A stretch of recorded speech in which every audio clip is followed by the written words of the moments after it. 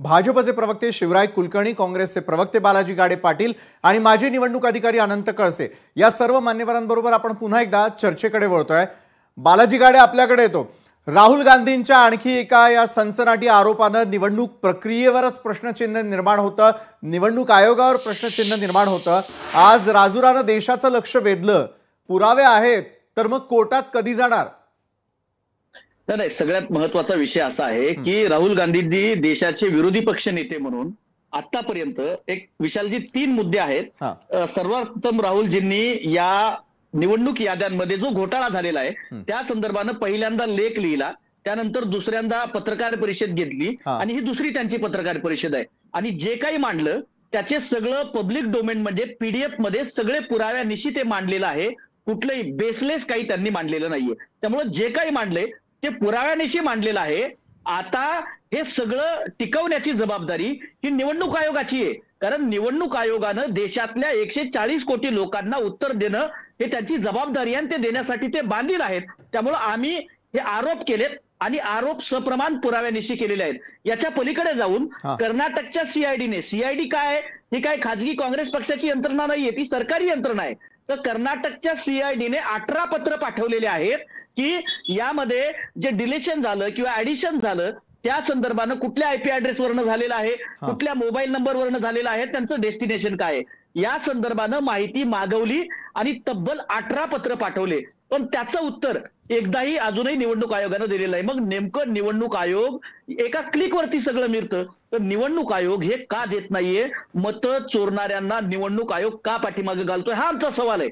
आणि जर मतं चोरणारे जर पाठीमागे जात आहेत याचा अर्थ देशाच्या संविधानाची आणि लोकशाहीची हत्या होते, हे राहुलजींचं म्हणणं आहे। आणि काँग्रेस पक्ष कदापि या लोकशाहीची हत्या होऊ देणार नाही आणि निवडणूक आयोगाला हे उत्तर द्यावं लागेल। निवडणूक आयोग कोणाच्या इशाऱ्यावरती करतोय? विशालजी, मला एक मुद्दा इथं नमूद करायचा आहे की हे ज्या ज्या मतदारसंघामध्ये डिलिशन झालं, डिलेट झाले, ते कुठले बूथ होते?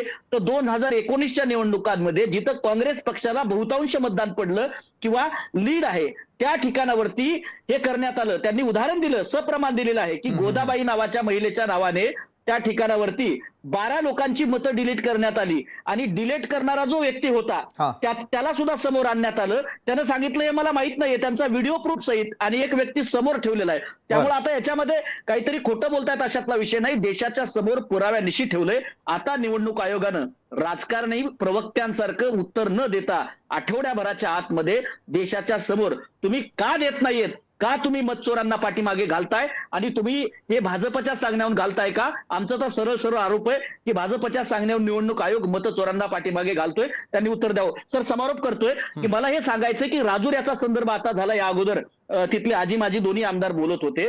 मला हे सांगायचं की 6850 जे मतदान त्या ठिकाणावरती झालं, भाजपचे आमदार आहेत का मला माहिती नाही डिबेटमध्ये आता, तर त्यांनी तक्रार करण्याच्या अगोदर ते म्हणतायत आम्ही केली, तर तिथं जे नव्यानं 12,000 जे काही मतदार झाले तर हे बोगस मतदान येत आहेत।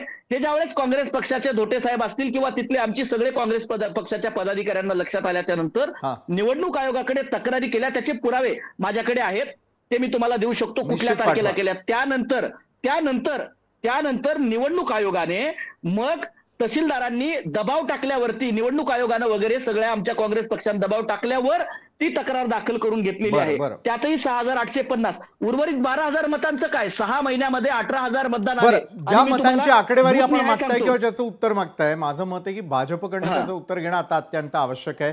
मुद्देसूद तुम्ही काही प्रश्न उपस्थित केलेले शिवराय कुलकर्णी आहेत भाजपकडून यावेळेला। शिवरायजी, तुमच्यावरील विरोधकांच्या या आरोपांनी भाजपच्या थेट सत्तेवरती प्रश्नचिन्ह उपस्थित होतं। बरं, भाजप ही निवडणूक आयोगावरती दबाव टाकून अशा प्रकारचे बदल करत असल्याचा देखील आरोप आज राहुल गांधींनी पर्यायानं काँग्रेसनं केल्याचं पाहायला मिळालं। त्याचबरोबर तांत्रिक गोष्टींचा वापर करण्यात आला जेणेकरून मतदार जे आहे ते यादीतून डिलीट होणं असेल आणि काँग्रेस बहुल ज्या ठिकाणी काँग्रेसचा विजय झालेला त्या ठिकाणाहूनच हे मतदार जे आहेत ते डिलीट केल्याचा गंभीर आरोप तुमच्यावरती करण्यात येतोय। भाजपचं या संदर्भातलं उत्तर काय? मग निवडणूक आयोगाकडे आपण वळणार आहोतच। शिवरायजी, विशालजी, राहुलजींनी आरोप केले, आरोप करण्याचा त्यांना अधिकार आहे, त्यांनी आरोप केले पाहिजे, विरोधी पक्षामध्ये ते आहेत, त्यामुळे त्यांनी आरोप केले पाहिजे, शंका उपस्थित केल्या पाहिजे।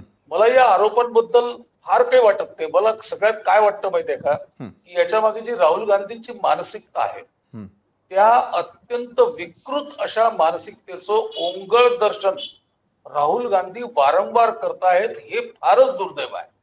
या देशामध्ये नेहमी सत्ताधारी विरोधी पक्ष यांच्यामध्ये विशालजी मला त्यांना इंटरप्ट करायचं नाहीये. विशालजी नाही, मध्ये बोललो नाहीये. आपण आधी सविस्तर उत्तर घेऊयात. मी पुन्हा एकदा येईल बालाजी आपल्याकडे. भाषा नीट वापरा. विकृत मानसिकता निश्चित बालाजी, मी आपला निरोप पोहोचवतो त्यांच्यापर्यंत. आणि बोला, हा वापरेल. शिवराज. तुम्हाला नसेल बसायचं, बसू नका चर्चेमध्ये. विकृत मानसिकता सांसदीय भाषेतला शब्द